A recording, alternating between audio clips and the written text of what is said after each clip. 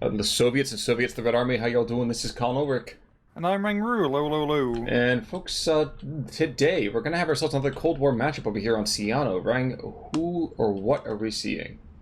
On the left-hand side in blue, we have YueJin playing as Group Vyborg with a Maverick income. On the right-hand side, we have the MC, Prestor playing as the 3rd US Armored Division, with also a Maverick income. You know, I think it's kind of funny if you look at this whole idea of the 3rd Armored. Definitely is one of those divisions that benefits greatly from that Maverick income. Oh, guess actually M8 since the North early engagement. How does Vyborg work with the Maverick?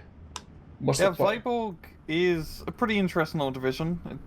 It's a reared Russian battle group with a few of those German captured tanks. I'm guessing by B phase it's going to be a lot of T-34s and then as much infantry as you can possibly throw in before you just run out of stuff.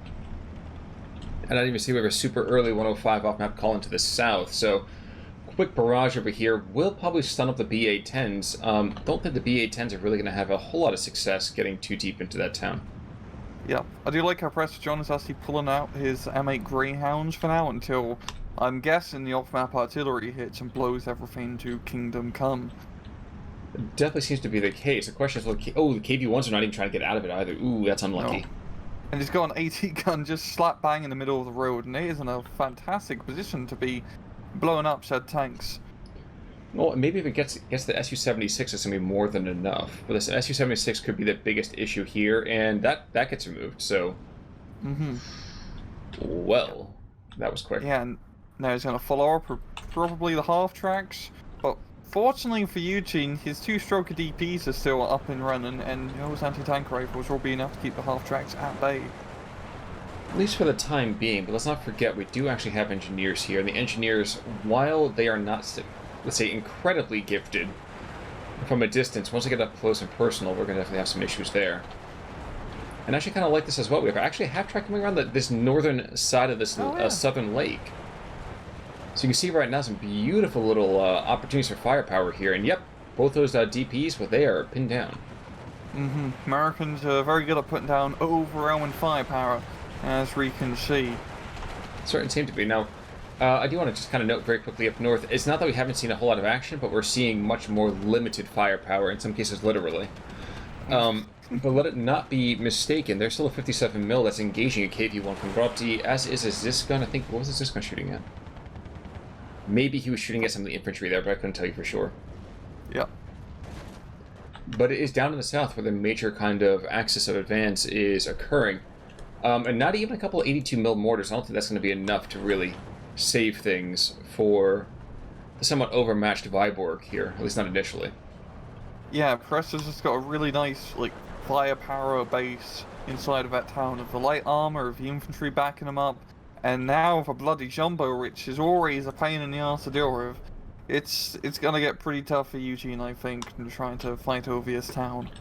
Well, the other BA-10 goes down, and unfortunately, I mean, had the 76 mil down to the south been engaging more than just the jumbo, I mean, I know kill first what hurts most, but it's a little difficult to think about what he could have been accomplished had he been able to force target those half-tracks.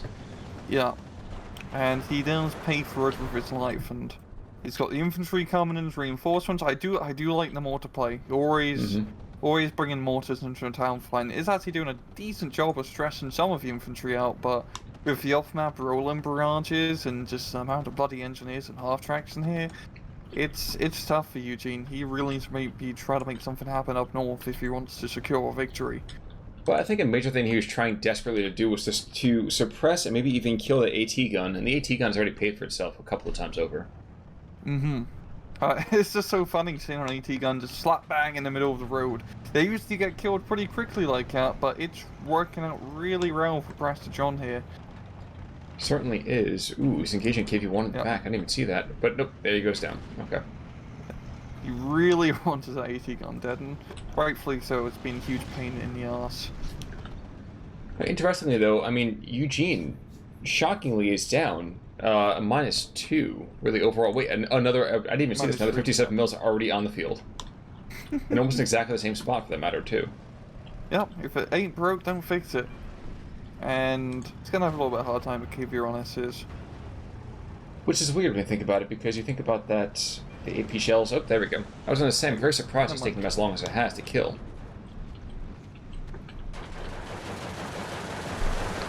But alright. Yeah. YueJin has managed to secure northern town there, with just a little bit of Chernos and Sturmoviki support there, so that's definitely relieved some of the pressure from the southern, so even got some BA-10s up north during, or a BA-10 up north during some stuff.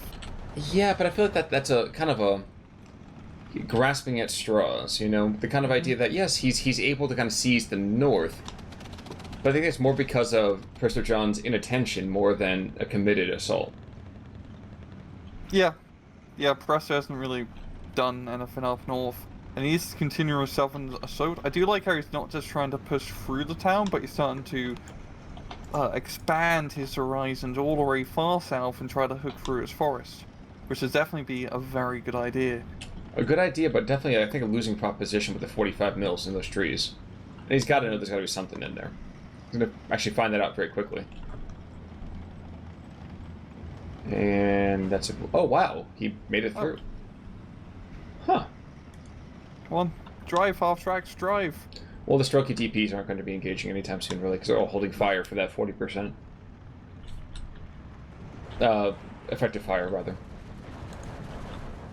KV-1 and Jumbo are engaging each other. It's a slap fight. It's not a whole lot's going to happen immediately.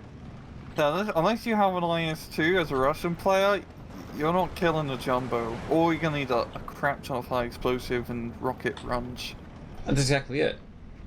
Strokey DP for some reason. Okay, now I'm surprised he's not immediately firing. To me, this is, you have a 40% pen, a 40% hit rate in the first place, and now you have the side shots. And is he? Oh, he just trying to use the 45 mil for that. Interesting.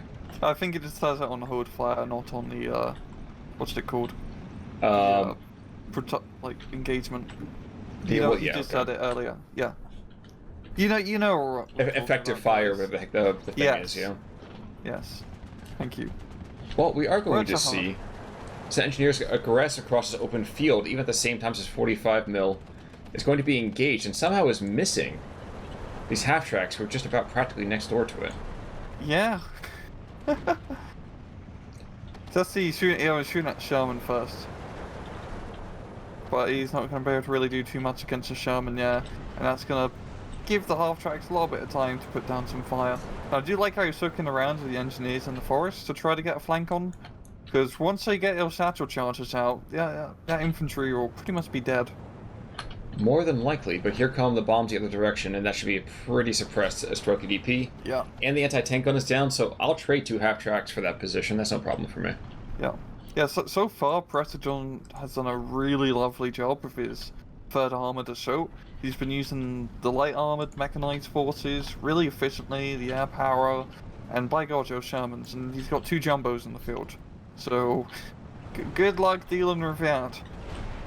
I'm kind of mildly amused by the fact that with this half-track that's behind enemy lines, he's going to get himself killed really quickly.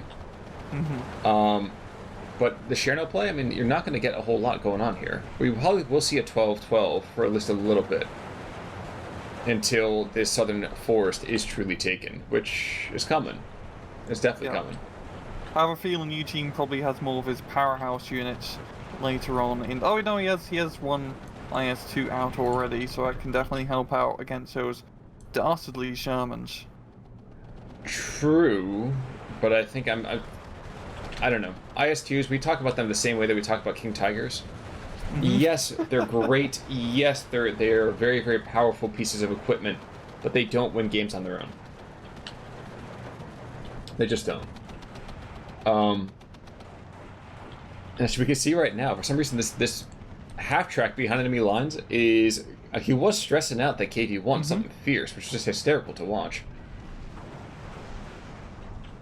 Come up to Phase B very shortly, though. I imagine we'll start seeing a whole wave of Shermans. Yeah.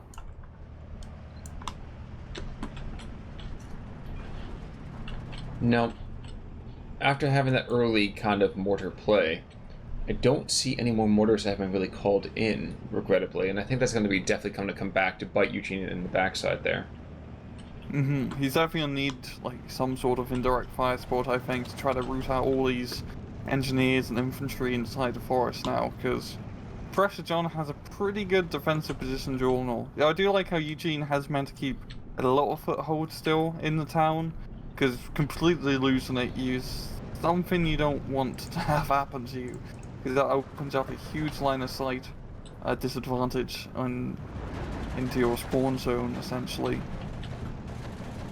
Also, I like this minor nod here of the CGMC to kind of keep back this IL-2s. The IL-2's been causing quite a bit of hassle, and ooh, actually he's trying to unmask it for the mortar. Interesting play. Huh. Yeah, very interesting. I don't think the mortar's really going to do too much apart from stress it out a little bit. We definitely have seen the HE shells kill. It just it's more than a little bit unlikely. Yeah, especially with an inaccurate 82 mil. But hey, you never know. At the same time, the CTMC can just get the M out of the C and move. I don't know where I was going with that, but it's moving nonetheless. Well, that's why I have GPS these days, thank God. So, you know. But the forest is gone. And while I agree with you, yes, it's nice that they'll know that we have a piece of that town still under YueJin's control. I feel like the forest controls way more territory than the town does. Yes. And it's a pretty damn good defensive position as well, because you can just slap AT guns all over his forest. If things have started to, it seems like, stalemate a little bit, Prestor John has not managed to really continue his push like he was during the initial stages of the match. And seeing that YueJin's bringing up the IS-2 up north and the infantry moving in, it seems like he's going to be doing some sort of counter-attack. And if he can push up north, well not up north, but through the town, and get to kind of like the middle area, his IS-2 can start shooting southwards and blow up some Shermans maybe. True, but we're seeing right now there's this 57 mil kind of able to see front, let's say front line territory, and he's already picked up a Churchill and a KV-1, and he's pounding an IS-2. Yeah. Two of them actually, and actually, wow, yeah. So this is to be a hell of a problem. And by the way, there's two off-map 155s. So one barrage already being called on in, so that all of the infantry is not going to exist very quickly. And that prospective counterattack, that's completely gone. Yeah. And the IS-2 is pretty much going to be completely alone and unsupported, so that's not good for him. But I mean, Prestor, he could be in a much worse position. I mean, he's winning right now, for example, but it's only by a 1 point advantage. So YueJin, he just needs to get a flag somewhere to try to tip things into his favor. True. True. Now, P-51 is making a run over here at this IS-2. Doesn't quite kill it. And actually, to the one to the north, I want to see how this works out, too, because we have an M4A1 that's going to get flanked and killed here. Not even a tanked and spanked. It's just going to get killed. No, but for some reason it goes after the BAR instead. That's a very interesting thing. And dear God, I forget sometimes how much firepower that 12-7's put out for the P-51. Absolutely ghastly. Yeah. And that stalemate that we had for a little bit of time is going to become even more and more devastating for the Soviets, as the Siannos are not going to be able to hold ground against that. No, the American infantry is really well equipped with all their semi-automatic rifles. Really, the Siannos, just like USA's trooping, we're just kind of throwing them in to draw fire for tanks and everything else to shoot at the stuff. Well, we can see right now, even bringing those T-34s, and Vyborg is getting crushed. I mean, even to the north, I mean, they're holding right now, but again, that's just because the 3rd Armored has not been brought against it. And some of the last bits of infantry here are starting to get closed out. I wonder if we're going to see maybe a flank by these Shermans to go after the Komrati. I mean, I know it's 4 for every Tiger, but maybe it'll be 3 Shermans can take out an IS-2? Maybe. I'd actually be really surprised, even with a side shot, because actually I wouldn't be too surprised, really. I always keep thinking about how the penetration mechanics work, and there's always a way it can penetrate. Oh yeah. Oh yeah. Well, they're coming up with that whole kind of redesign, I think, for the penetration tables. Do we have any word on when that might be? I have no idea. think they're trying to do something else for infantry eventually, but don't really know anything about it yet. At long last, we're actually seeing some anti-air over here from the Soviet side of things with the 37 mil, but, you know, big freaking deal there. Another 155 being called right back down, and if this guy dies, well, we have another IS-2 just behind him. But still, it'd be bad for the troops to have more than one disaster at a time, so... Those are the lone stones. I'm sorry? Sherman just popped around the corner trying to blow away IS-2, and no, he got a frontal shot. Well, you never go full frontal with an IS-2. You know, no. It's just not done. Coming from the side. 6 squads of Strokies that are being thrown out into the south. All desperate to hold this next kind of line of the forest. But this is the right call. Another barrage hit the IS-2s. He knows at least one of them there, if not two. In judgment where the Strokies are coming in, the Strokies, I think, are coming in just in time to get barraged as well. Which is unfortunate for them. Mm-hmm. But almost beautiful timing here for Prestor John. And here we go.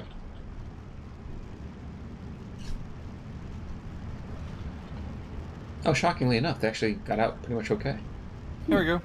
They're going to be slap bang in the middle of the rest of the artillery barrage, so that should not be too ideal for them. Yep. One continues forward with kind of dogged determination over here, but I think he's going to find himself alone in green fields before too much longer happens, if you catch my drift. Riding with Russell Crowe. Yes, sir. Yeah, Prestor's just... he's still just doing a good job holding, really. Both of them being Maverick, it doesn't really matter if it goes on to C phase. They're both going to have the same income.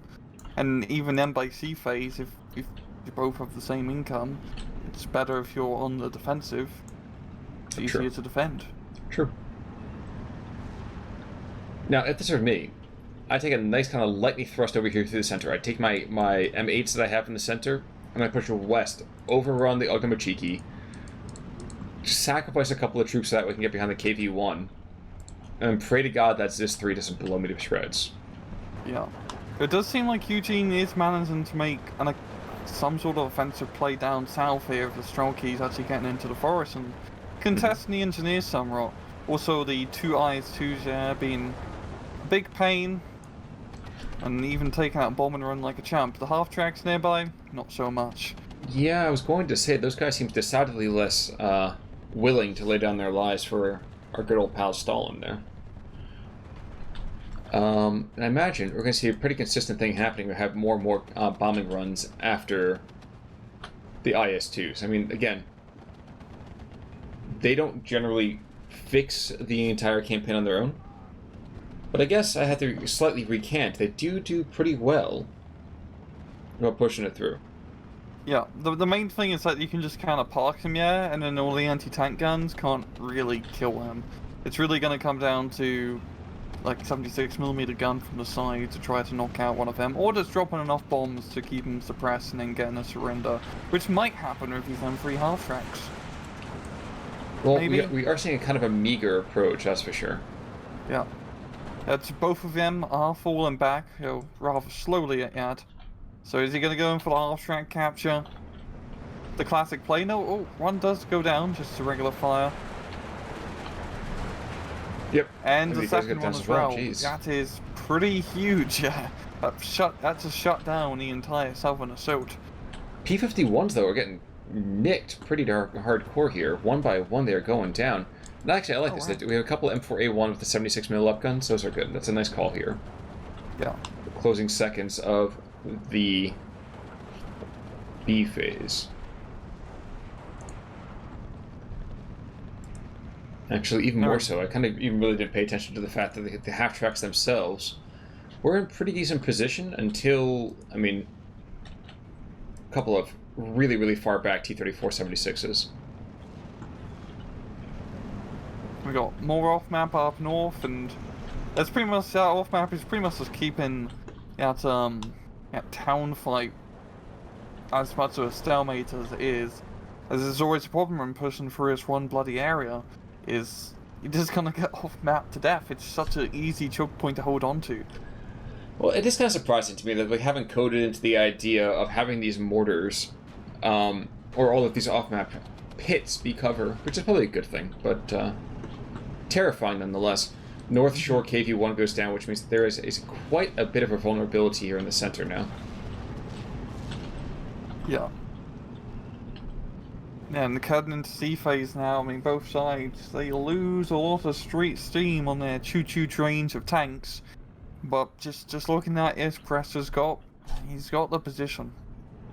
Well, and he has an entire platoon of M4A1s, a reinforced platoon, actually, because a fifth one comes in here.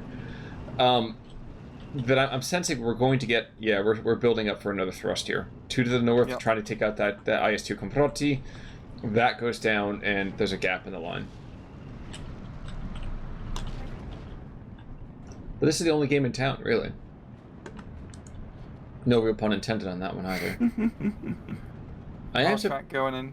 I am surprised by the rapidity with which the IL-2s have been able to take out their opposing numbers.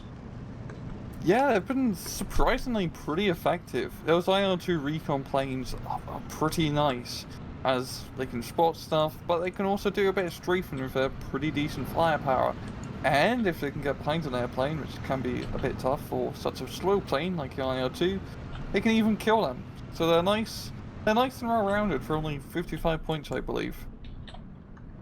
Well, right now we're going to see another both bombing run as well as artillery strike behind the IS-2 Comprati. Apparently they finally realized that, yes, this is exactly what we need to worry about here. Not getting a full kill just yet. Yeah. But I can't help but feel that's not too far behind. I wonder if the P-50... Oh no, I think anti-air is just enough to shoot him down. Yeah, there's been a lot of air kills by that 37mm. It's either 37mm or the IL-2, and I feel like the 37mm actually might be the major genesis of that.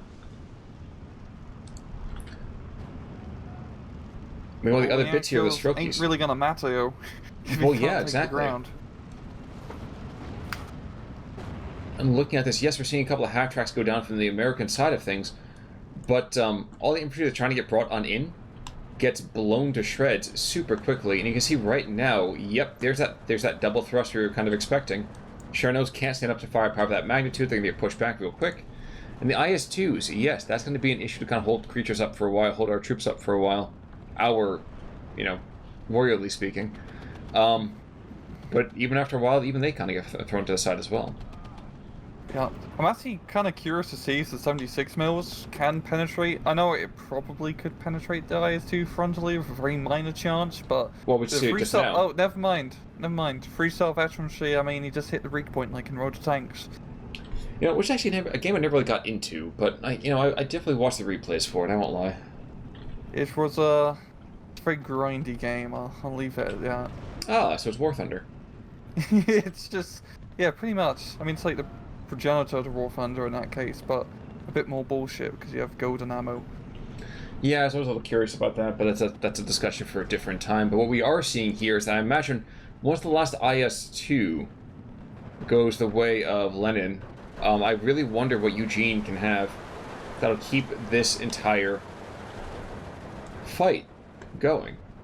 Yeah, because really those IS-2s have been pretty crucial in holding territory because they can, take a lot of punishment.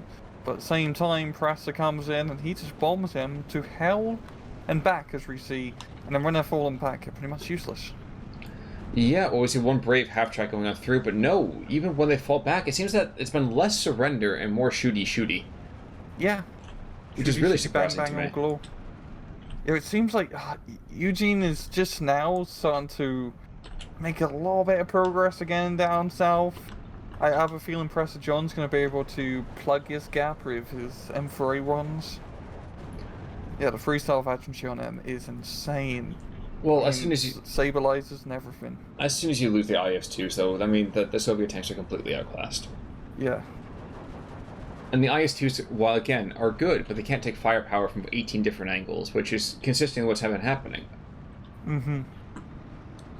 Yeah, Third Armored is a pretty good powerhouse division. I don't think it's super duper top tier because it doesn't have as much infantry spam compared to other divisions, but I mean, you got the tanks, you got the half tracks, you got rel-equipped infantry, you got good air power. It's a very good rel-equipped division, and by God, you got the jumbos. True. True, the jumbos are definitely a big part of this. Yeah, especially when you're fighting against a Russian division with the American divisions, because the Russians, I mean, all they really have is IS-2s that can frontally penetrate the jumbos. It's not like with Axis where they have a little bit more anti-tank capabilities for blowing up big heavy tanks. Exactly. Now, kind of funny, we actually have 3 half-tracks and 3 armor rifle squads that kind of got brought in, and immediately the half-tracks were like, dude, get out. So I don't know what he did to piss off the driver, but there was definitely something there. I think it got on a bit of an argument, yeah. Yeah, clearly, which is kind of unfortunate there, but regardless, what we have continues to be, I feel like, the swan song for YueJin. I don't want to say it for sure, because IS-2, we might have a miracle IS-2 that just completely turns the thing around. But it's been kind of unfortunate. The 45 mils of the Soviets and the ZIS-3s, nowhere near as effective as they usually could be under other circumstances. Yeah, he got pretty unlucky with some of those initial shots against those marauding half-tracks early on, getting behind enemy lines. But yeah, Prestor just got a very good early game advantage, plowed right through the front lines and just held for the rest of the game, which is a pretty valid tactic when you're playing an A phase, B phase income deck. Well, I mean, the KD pretty regular, pretty rather even, rather one way or the other. The thing that was kind of surprising me, 3 kills in Roberson, is that we didn't really see a whole lot of kind of attempt to shift the field. Fitzgerald 5 ground kills. I feel like YueJin could have pressed his advantage a little bit further north. Said, you know what? Same. Screw it. You can have the town. I never really like being there anyway. And then use the IS-2s to really drive home that range kind of success, the range advantage that he has in the north.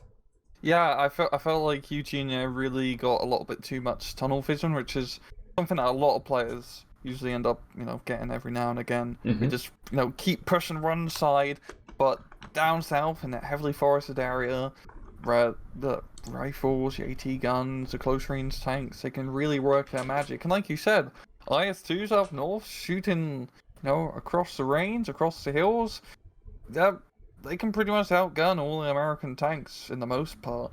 Exactly. But hey, sometimes you're the windshield and sometimes you're the bug. So, definitely seems to be the case that's going to be happening right now, though. Any final thoughts, though, sir? None today. All right, folks. In that case, then, stay safe. And I guess until next time, I'm Con Ulrich. I'm Rangaroo. Take it easy.